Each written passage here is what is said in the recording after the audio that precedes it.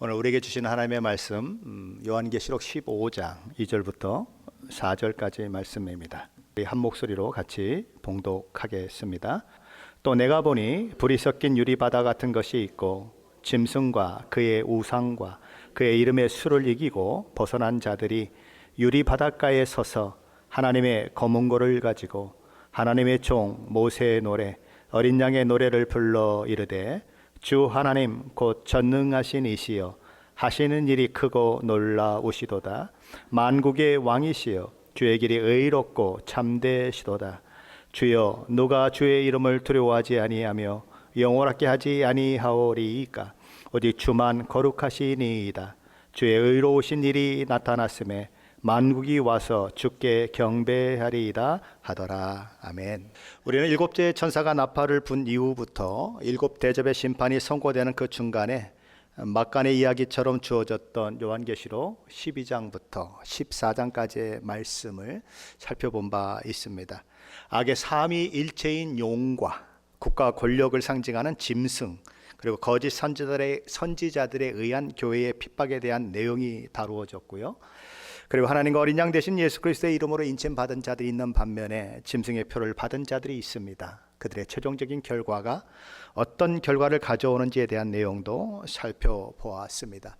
오늘 이제 살펴보게 될 요한계시록 15장은 요한계시록 16장에 나타나는 심판에 대한 그런 서론 역할을 하는 그런 장입니다. 하나님께서 사도 요한에게 하늘에서 크고 이상한 다른 이적을 보게 하십니다. 정확히는 표징을 보게 하신 것입니다. 표징을 보여주셨다고 하는 것은 이 환상이 어떤 기적을 나타내려는데 목적이 있는 것이 아니라 이 환상을 통해 무엇인가를 계시하시려고 하는 목적을 가지고 이 환상이 주어졌다는 것을 말하는 것입니다. 자, 오늘 이 요한계시록 15장 1절 말씀 한번 같이 읽어보겠습니다. 1절입니다. 또 하늘에 크고 이상한 다른 이적을 보매 일곱 천사가 일곱 재앙을 가졌으니 곧 마지막 재앙이라. 하나님의 진노가 이것으로 마치리로다. 아멘. 여기 일곱 재앙이라고 하는 것은 이제 앞으로 요한계시록 16장에서 본격적으로 전개될 일곱 대접 심판을 말하는 것입니다. 그런데 이 일곱 대접의 심판에 대하여 크고 이상한 다른 표적이라고 이야기하고 있습니다. 그것은 이 일곱 대접의 심판이 일곱 인의 심판이나 일곱 나팔의 심판과는 비교해 볼 때 훨씬 더 크고 기이한 표적이다라고 하는 것을 이야기하는 것입니다. 자, 그리고 그 이유가 이제 설명이 되고 있는데, 첫째 이유는 이 재앙이 마지막 재앙이기 때문이다 이렇게 얘기합니다. 마지막 재앙이다 그렇게 얘기하면 뭔가 처음 재앙이 있고 또 뭐 어떤 또 재앙이 있고, 그리고 이것이 마지막 최종적으로 주어지는 그런 재앙처럼 느껴지는 것입니다. 그래서 미래주의자들은 일곱 대접 심판을 일곱인의 심판이 끝나고 그 다음에 일곱 나팔의 심판이 있고 그 다음에 일곱 나팔의 심판이 끝나고 일곱 대접의 심판이 있는 것으로 시간적으로 전개되는 것으로 이야기를 하곤 합니다. 그러나 그렇지 않습니다. 하나님께서 요한계시록을 통해 일곱 개의 심판 시리즈로 되어 있는 세 종류의 심판을 보여주셨습니다. 뭘로 보여주셨습니까? 환상으로 보여주셨습니다. 우리가 요한계시록을 읽으면서 잊지 말아야 하는 것은 이 요한계시록에 기록된 순서가 역사적으로 일어날 순서, 시간적인 배열이 아니라고 하는 것을 늘 기억해야 하는 것입니다. 다시 말해 사건이 시간적으로 일어날 순서에 의한 것이 아니다라는 것입니다. 일곱 대접의 심판 역시 일곱인의 심판이나 일곱 나팔의 심판과 마찬가지로 예수님의 초림부터 재림까지 사이의 기간에 일어나는 심판을 다루고 있다라는 것입니다. 대접 심판 역시 예수님의 초림부터 마지막 때까지 인간 역사 속에 일어나는 하나님의 심판을 다루고 있으며, 그리고 그 심판이 결국 어디로 끝나게 되는가 하는 것을 하나님의 진노의 심판을 통해서 상세히 설명해 주고 있는 것입니다. 어떤 분들은 7년 대환란을 얘기합니다. 그리고 이 대접 심판이 마지막 때의 마지막 시기에 일어나는 것이다 라고 이야기합니다.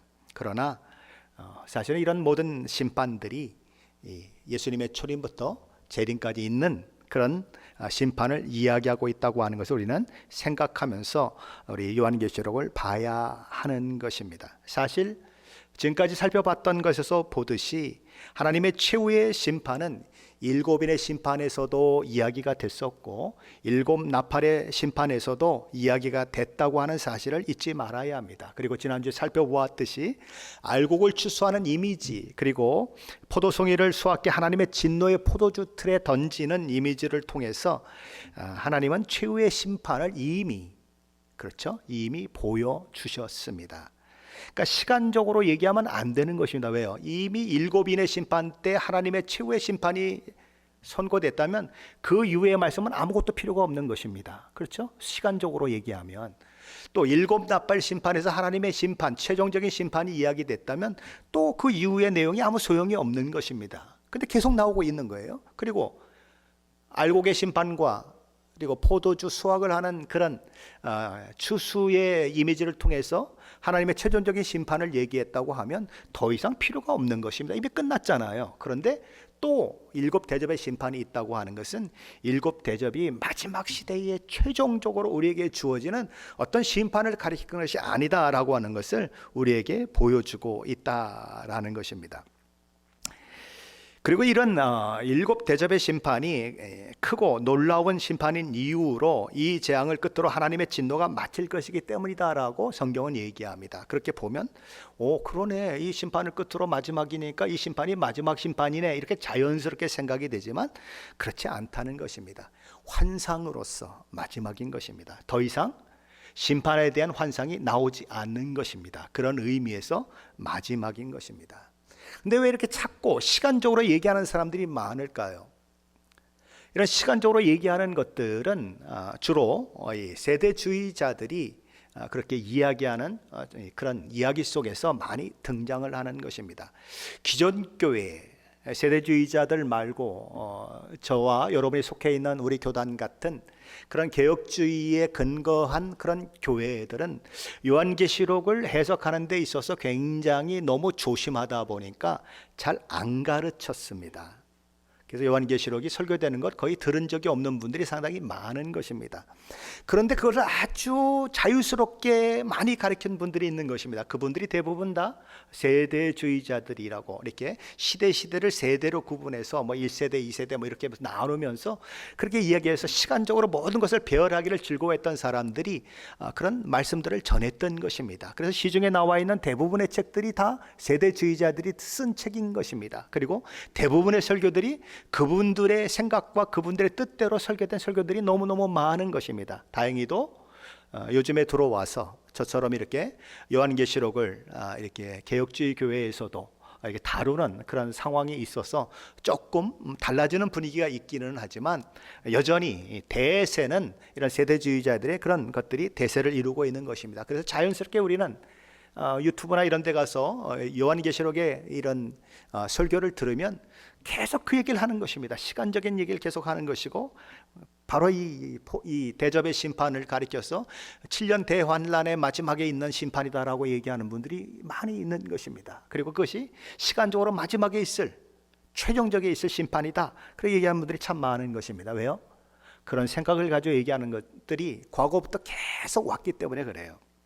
그러나 그렇지 않다는 것입니다. 설명할 방법이 없어요. 왜 일곱인 또 일곱 나팔의 재앙에서 이미 마지막이 다 얘기됐는데 왜 또 얘기가 되는지 설명할 방법이 없는 것입니다. 그러므로 그렇게 해석하면 해석할 방법이 없는 것입니다. 그러나 그것이 주를 이뤘기 때문에 우리는 그것이 맞다라고 생각하는 경향이 있는데 그렇지 않다라는 것입니다.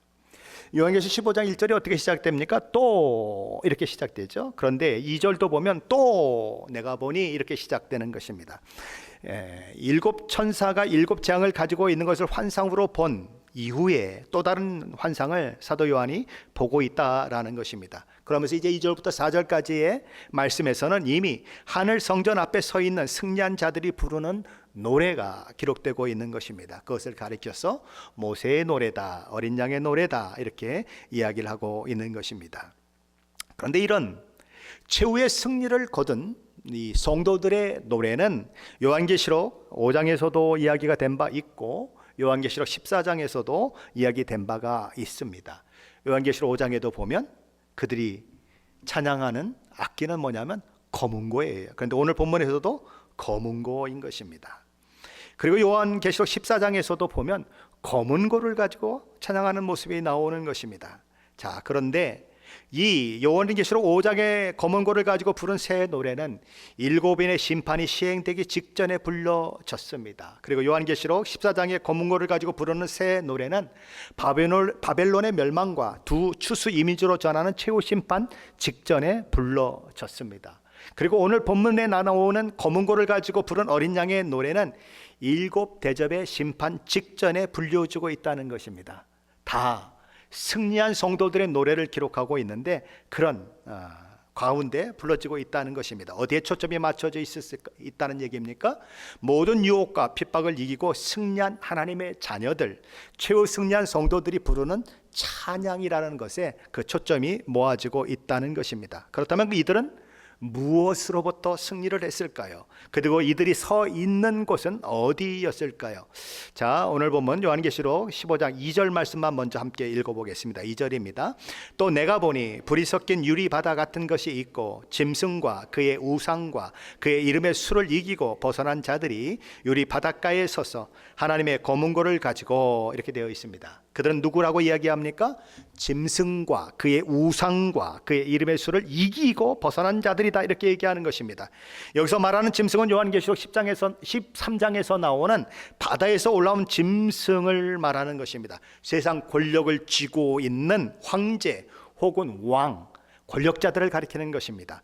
그의 우상은 또 다른 짐승이 나오는데 그 짐승은 거짓 선지자로 불리우는 그런 짐승인 것입니다. 그가 바다에서 올라온 짐승을 위해서 우상을 만들게 되는데 그 우상이 바로 짐승의 우상인 것입니다.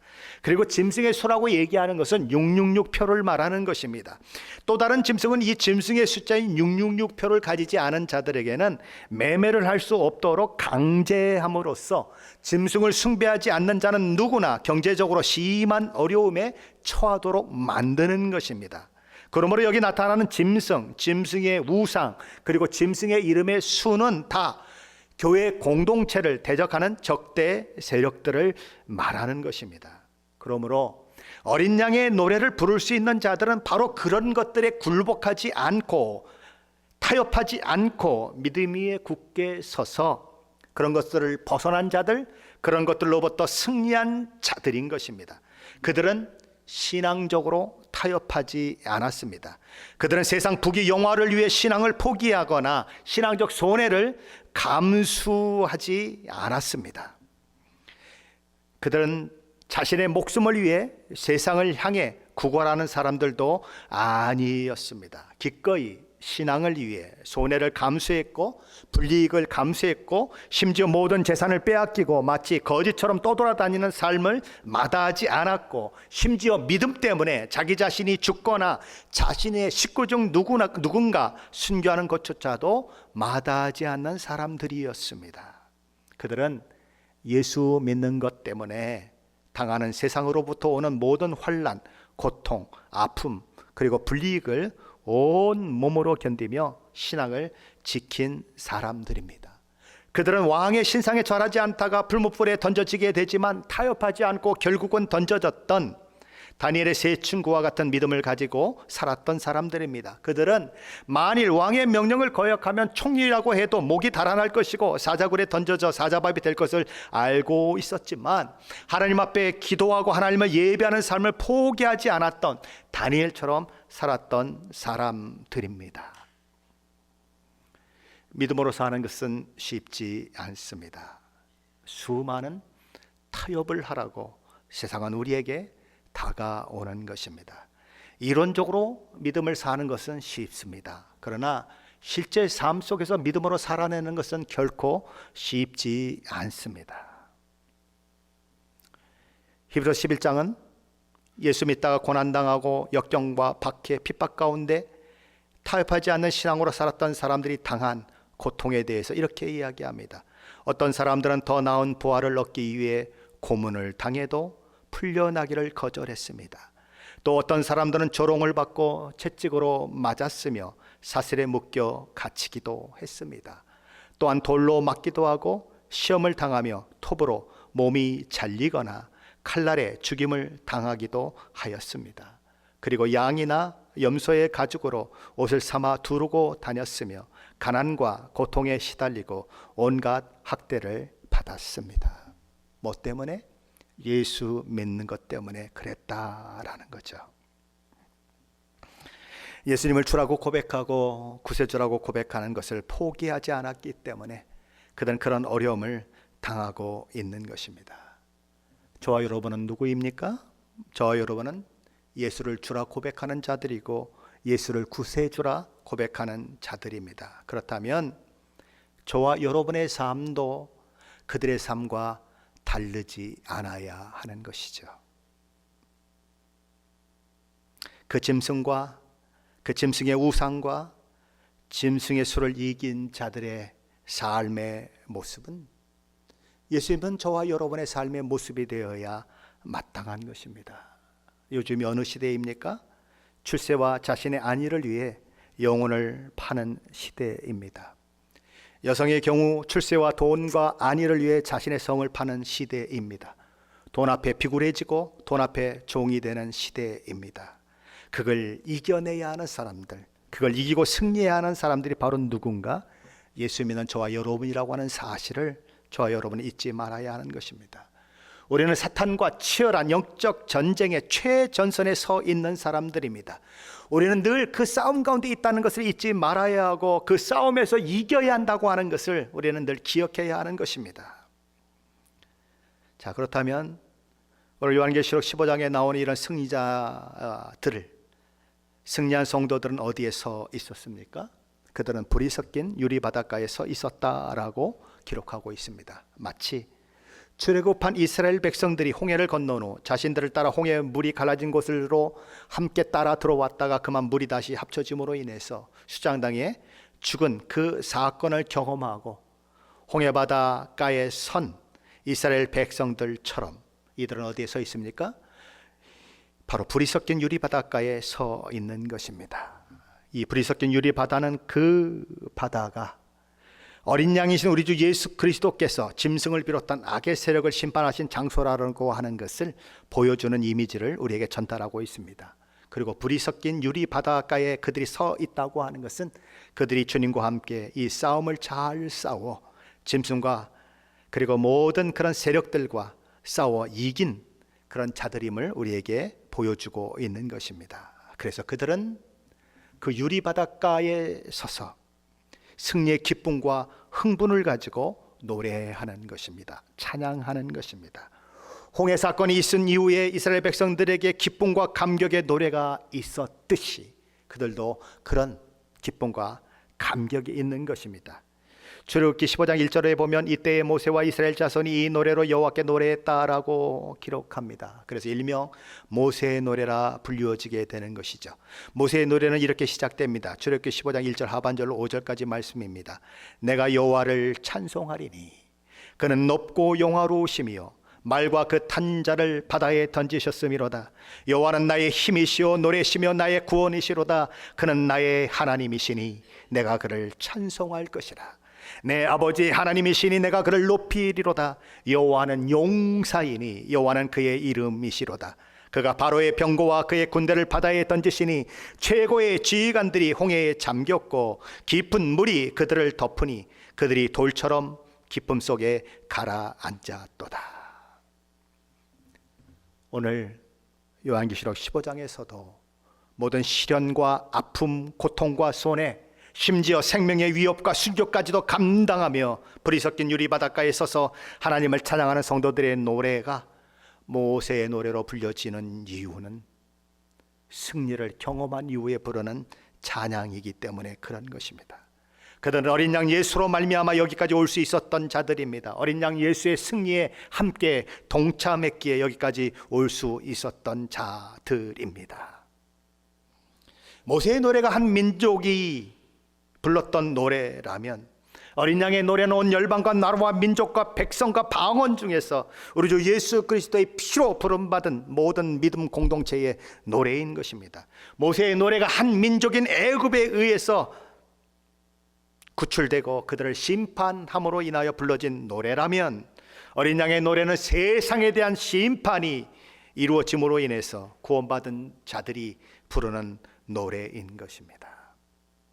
그다음 그들이 부른 찬양 가사는 어떤 내용이었을까요? 오늘 보면 3절로 4절 말씀입니다. 한번 같이 읽어보겠습니다. 3절로 4절입니다.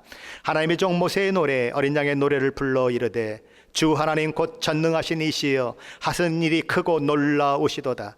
만국의 왕이시여, 주의 길이 의롭고 참되시도다. 주여, 누가 주의 이름을 두려워하지 아니하며 영화롭게 하지 아니하오리이까? 오직 주만 거룩하시니이다. 주의 의로우신 일이 나타났음에 만국이 와서 주께 경배하리이다 하더라. 이 노래의 첫 소절은 우리의 찬송의 대상이신 여호와 하나님께 대한 고백으로 되어 있습니다. 그들은 주 하나님 곧 전능하신 이시여라고 외치며 찬양합니다. 그리고 그분이 하신 일은 크고 놀라우시도다라고 찬양합니다. 하나님은 자기 백성의 역사를 주권적으로 다루시는 전능하신 하나님이시라는 것입니다. 만주의 주가 되신 하나님이시여, 오직 한 분 찬양과 경배를 올려드려야 하는 분이시다라고 그들은 찬양하는 것입니다. 그리고 하나님은 어떤 하나님이신가? 크고 놀라운 일을 행하시는 분이시다. 아무도 흉내낼 수 없고 아무도 만들어낼 수 없는 엄청난 일을 행하시는 분이시다라고 하나님을 찬양하는 것입니다. 이 노래의 둘째 소절은 하나님이 만국의 왕이시며 그분의 길은 의롭고 참되다는 내용으로 되어 있습니다. 왕이시고 그분이 하시는 모든 일은 의롭고 참되다라는 것입니다. 만일 하나님이 전등하신 분이시고 왕이신데 그분이 불의하신 분이라면 어떤 일이 일어날까요? 그분이 악하고 거짓을 행하는 악한 신이라면 어떤 일이 일어날까요? 그야말로 생각하기도 어려울 만큼 끔찍한 일이 일어날 것입니다. 하지만 우리 하나님은 그분이 행하시는 모든 것이 의롭고 참된 분이시라는 것입니다. 공의와 정의로 옷을 입으신 분이시고 또한 사랑으로 사람들을 품으시는 하나님이시다라는 것입니다. 하나님은 공의의 하나님이시고 사랑의 하나님이십니다. 하나님은 그것을 십자가를 통해서 보여주셨습니다. 이 노래의 셋째 소절은 하나님께서 이런 하나님이시기 때문에 그분의 이름 앞에 누가 두려워하지 않을 수 있으며 누가 그분을 영화롭게 하지 않을 수 있느냐라고 하는 가사로 되어 있습니다. 주여, 누가 주의 이름을 두려워하지 아니하오며 영화롭게 하지 아니하오리이까? 하나님이 창조주시고 만왕의 왕이시고 심판주이시고 전능하신 분이시고 크고 비밀한 일을 이루시는 분이시고 의롭고 참된 분이심을 아는 자라면 그 어느 누가 하나님을 두려워하지 않겠습니까? 그분께 찬양과 경배와 영광과 존귀를 돌려드리지 않을 수 있겠습니까? 라고 노래하는 것입니다. 정말 하나님이 누구신 줄 알면 찬양하게 되어 있다라는 거예요. 하나님을 알지 못하기 때문에 찬양이 나오지 않는 것입니다. 하나님이 어떤 분인 줄 알면 찬양하게 되어 있다라는 거죠. 이 노래의 넷째 소절은 우리 개역 개정은 생략하고 있지만 접속사 호티, 왜냐하면이라는 말로 시작됩니다. 왜냐하면이라는 접속사를 넣어서 넷째 소절을 읽으면 이렇습니다. 이는 왜냐하면 오직 주만 거룩하시기 때문입니다. 주의 의로우신 일이 나타났음에 만국이 와서 주께 경배하리이다. 뭐라고 얘기합니까? 오직 주만 거룩하십니다라고 얘기합니다. 그리고 주의 의로우신 일이 나타났다라고 얘기합니다. 그리고 이 일 때문에 만국이 와서 주께 경배한다, 이렇게 이야기하고 있는 것입니다. 하나님이 거룩하신 것이 예배의 원인이 될 수 있을까요? 그분이 공의와 정의의 심판을 하신다고 하는 것이 예배의 이유, 찬양의 이유가 될 수 있을까요? 그거 좀 이상하다라고 생각하시는 분들이 혹 있을지 모릅니다. 아니, 그게 무슨 찬양의 이유가 될 수 있어? 이렇게 생각할 분들이 있을지 모릅니다. 하지만 억울함과 고통, 아픔과 슬픔을 당하면서도 호소할 때도 없어서 불의한 세상을 눈물로 살아간 사람들에게는 하나님이 공의로우시다고 하는 사실이, 거룩하신 분이라고 하는 사실이, 그분이 정의의 심판을 해야 하신다는 사실이 찬양의 이유가 될 수밖에 없는 것입니다. 오, 거룩하시고 진실하시며 온 세상을 맡아 다스리시는 주님, 땅 위에 있는 자들이 저희들에게 행한 악한 일을 심판하시기를 왜 그렇게 더디하십니까? 저희들이 흘린 피에 대한 복수를 언제나 해주시려니까? 라고 다섯째 인이 떼어졌을 때에 하나님의 제단 아래에서 절규했던 자들에게 있어서 하나님이 거룩하시고 공의로우신 분으로서 공의의 심판을 행하셨다는 사실보다 더 하나님을 찬양할 이유는 없는 것입니다. 2017년 10월 할리우드 유명 영화 제작자인 하비 와인스틴의 성추문을 폭로하는 그런 사건이 있었습니다. 그리고 그런 것들을 폭로하기 위해서 미투라고 하는 해시태그를 다는 것을 시작으로 미투 무브먼트 운동이 직장이나 사업체, 연극, 극단 등에서 성폭행이나 혹은 성희롱을 당한 사람들에 의해서 그렇게 고발되는 일들이 있었습니다. 우리 고국에서는 현직 검사인 여성이 검사장이 저지른 성폭력 실상을 공개적으로 방송에서 밝히면서 이 미투 운동이 본격적으로 대중들에게 알려지기 시작하죠. 이후 여러 사람들이 미투 운동을 통해서 성폭력자를 고발하는 일들이 있게 되는데, 그래서 그렇게 악한 일을 했던 사람들의 모습이 세상에 드러나게 되는 것입니다. 겉으로 보면은 너무나 멋져 보입니다. 겉으로 보면은 너무나 인자해 보이는 것입니다. 겉으로 보면 너무나 세상 사람들이 존경할 만한 사람으로 보이는 것입니다. 그러나 미투 운동을 통해서 드러난 사람들의 모습을 보면 경악하지 않을 수가 없는 것입니다. 어떤 연극 단장은 미성년자를 성폭행한 자로 이름을 올렸습니다. 제가 좋아하는 두 글자를 가진 시인의 이름도 올라왔습니다. 극작가의 이름도 올라왔습니다. 배우도 올라왔습니다. 정계 인사들, 시장을 했던 사람들의 이름도 올라왔습니다. 외국어대에서 교수를 하던 사람의 이름도 올라왔습니다. 서울 노원구의 용화여고라고 하는 그런 여고가 있는데, 그 여고에서도 이런 일들이 일어나서 15명의 관계자가 정직, 견책 등의 징계를 받았고 1명이 파면되는 일도 일어났습니다. 근데 이게 전부일까요?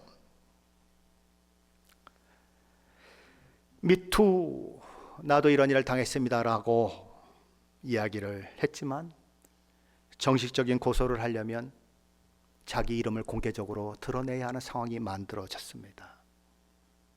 그렇죠. 개똥이가 고소했다 이렇게 가지고 법이 성립이 되겠습니까?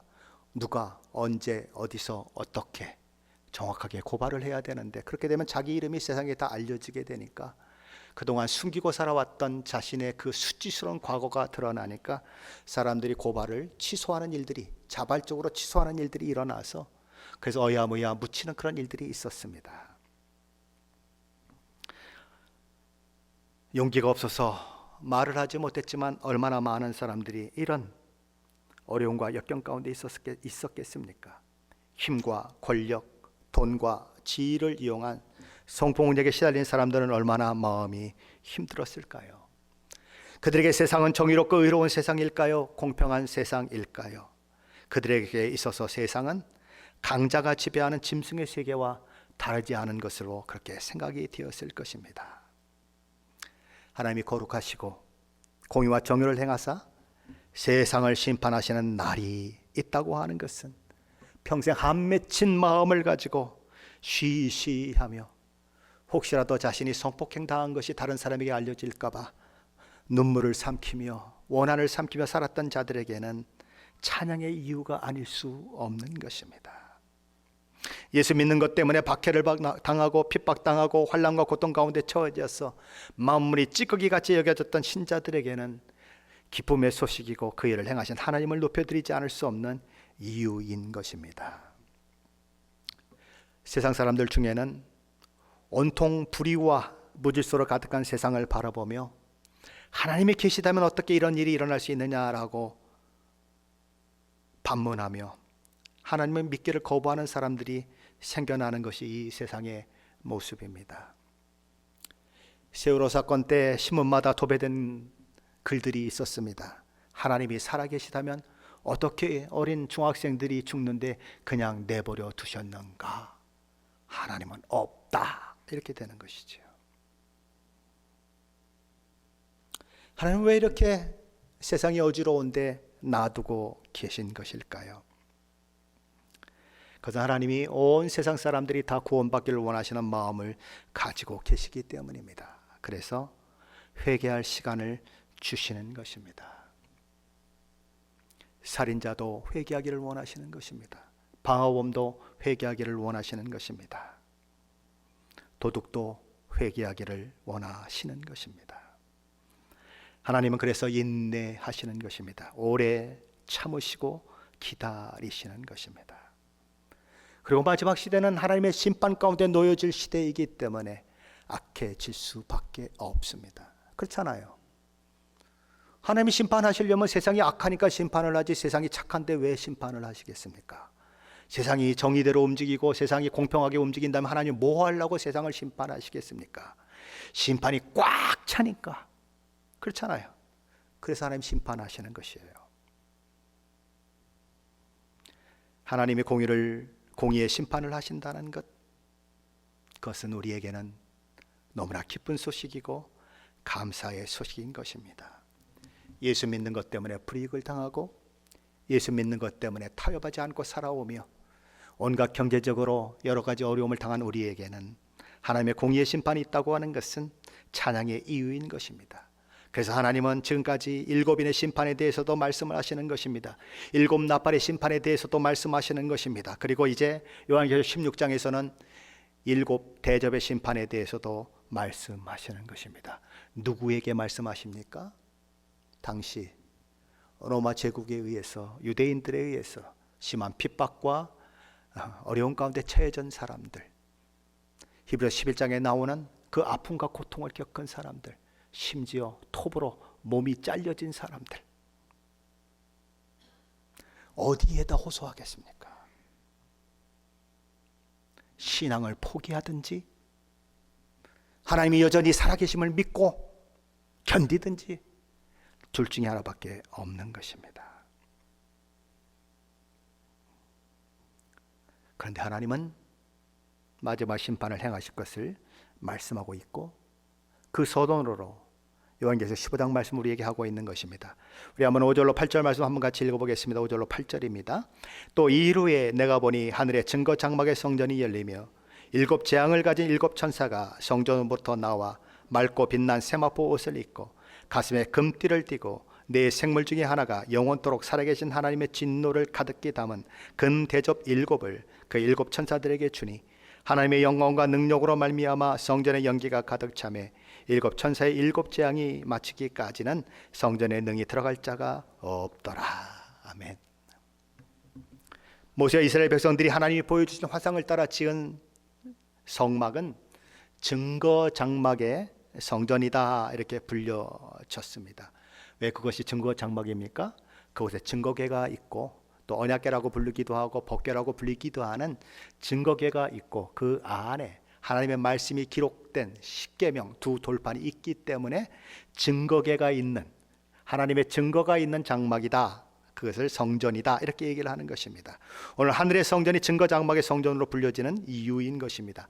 그 성전 문이 열리고 7 재앙을 가진 7 천사가 그 성전으로부터 나오는 것입니다. 그리고 그들은 어떤 모습을 하고 있는가? 우리 주님처럼 빛난 세마포 옷을 입고 있었고 가슴에 금띠를 띠고 있었다 이렇게 얘기하는 것입니다. 이들이 누구의 권위로 나오는가?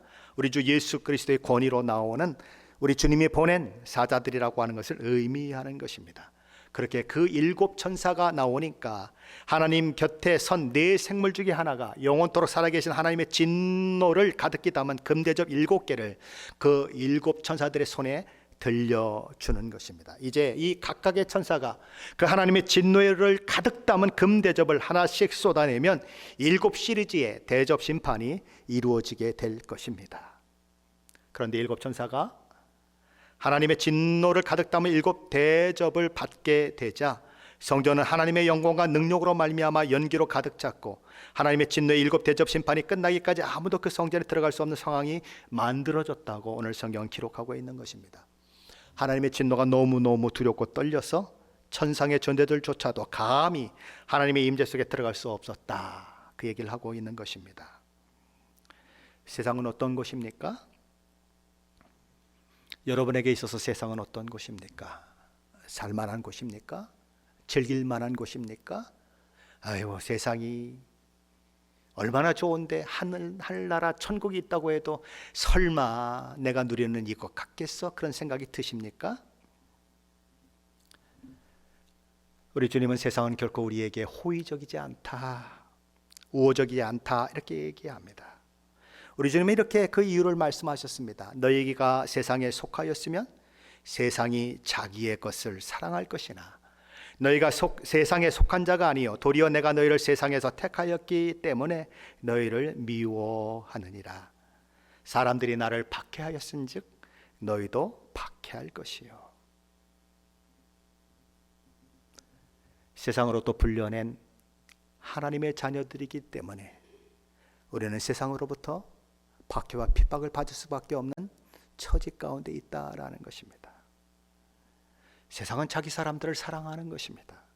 어머니 아버지가 자기 자녀를 사랑하는 것처럼 세상은 자기에게 속한 자들을 사랑하는 것입니다. 세상과 타협만 하기만 하면, 세상에 종노릇하기만 하면 세상은 우리를 건드릴 이유가 전혀 없는 것입니다. 그러나 그 속에서 하나님의 사람으로 살아내려고 하면 부딪힘이 오는 것입니다. 그러면 반대자가 되는 것이고 대적자가 되는 것이고 결국은 핍박이 올 수밖에 없다라는 것입니다. 그래서 예수님을 사람들이 박해했던 것처럼 너희도 박해할 것이다 라고 우리 주님은 분명하게 말씀하고 있는 것입니다. 그래서 우리는 이 세상을 살아가며 불의한 일을 만나게 되는 것입니다.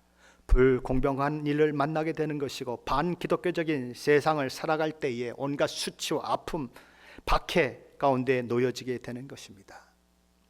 그때에 하나님의 사랑을 의지해서 그리고 마지막 날 최후 심판을 하나님께서 행하심으로써 우리의 억울함을 풀어주실 것을 바라보면서 우리는 이 세상의 핍박과 박해를 견디고 이긴 자로 설 수 있을까요? 불이 섞인 유리 바닷가에 선 사람들은 바로 그런 사람들입니다. 하나님이 뭐든지 잘해 주셔가지고 뭐든지 그냥 성공하게 해 주셔가지고 뭐든지 하나도 손해보지 않게 하셔서 거기 와 있는 것이 아니라 온갖 손해와 박해 그리고 불이익을 당하고 죽임을 당하고 아픔을 당하고 고통을 당하고 그런 가운데 거기 와 있는 거예요. 뭘로 견뎠을까요? 어떻게 견뎠을까요? 신앙으로 견뎠어요. 믿음으로 견뎠어요. 불이 섞인 유리바닷가에 서 있는 사람들은 그렇게 거기 서 있는 것입니다. 짐승과 그의 우상과 짐승의 수를 이기고 승리한 자로 거기 서 있는 것입니다. 사랑하는 성도 여러분은 그 불이 섞인 바닷가에 설 자신이 있으십니까? 거기에 서기까지 세상과 타협하지 않고 세상 속에서 하나님의 사람으로 살아내며 불의를 그리고 종됨을 거부하며 살아내고 있습니까? 사랑하는 성도 여러분, 저와 여러분의 신앙생활은 말로 되어지는 것이 아닙니다. 세상에 말보다 쉬운 게 어디 있습니까? 나 믿습니다 그냥 그러면 끝나는 그것보다 쉬운 게 어디 있습니까? 그러나 몸으로 삶으로 살아내는 것은 쉽지 않습니다. 그러려면 아픔이 있는 거예요. 고통이 있는 거예요. 어려움이 있는 거예요. 믿음대로 살면 박해를 받게 되어 있습니다. 믿음대로 살면 고난을 당하게 되어 있습니다. 어려움을 겪게 되어 있습니다. 다른 사람이 다 그렇게 한다고 하더라도 나는 하나님의 사람이기 때문에 그렇게 할 수 없다고 버티면 때로는 비즈니스가 망하는 경우도 있는 것입니다. 때로는 직장에서 진급이 누락될 때도 있는 것입니다. 때로는 먹고 사는 게 힘들어서 아이들에게 사주고 싶은 거 다 사주지 못하는 상황을 만날 수도 있는 것입니다. 그럴 때라도 하나님을 믿는 믿음으로 견뎌내실 마음이 있으십니까? 그럼에도 불구하고 불이 섞인 바닷가에 서는 그날을 바라보며 용기를 내어서 세상과 맞서는 그런 사람이 될 마음을 가지고 계십니까? 아무나 그곳에 가는 것이 아닙니다. 이긴 자들이 가는 것입니다. 승리한 자들이 가는 것입니다. 그리고 그 고난과 역경, 그 아픔과 고통, 눈물과 한숨을 다 뒤로하고 내가 이 승리자의 자리에 있다고 하는 그 감격 때문에 이 마음 깊은 곳으로부터 쏟아져 나오는 찬양을 견딜 수가 없어서 하나님을 높여드리고 있는 거예요. 우리처럼 마지 못해가지고 이러고 부르는 찬양이 아니에요. 난 찬양 시간이 싫어, 나 끝나고 가겠어, 그런 찬양이 아니에요. 고통과 아픔을 이겨낸 승리의 기쁨을 가지고 부르는 그런 어린 양의 노래인 것입니다. 사랑하는 성도 여러분, 모세와 그의 백성이 불렀던 모세의 노래처럼 오늘 요한계시록 15장에서 어린 양의 노래를 부르는 아름다운 성도들의 모습처럼 저와 여러분도 이 세상을 살아가며 거친 세상에서 믿음을 지켜내며 믿음으로 승리하는 자가 되어 그들이 누린 감격, 그들이 누린 영광, 함께 누리는 복을 누리시게 되시기를 예수 그리스도의 이름으로 간절히 축원합니다.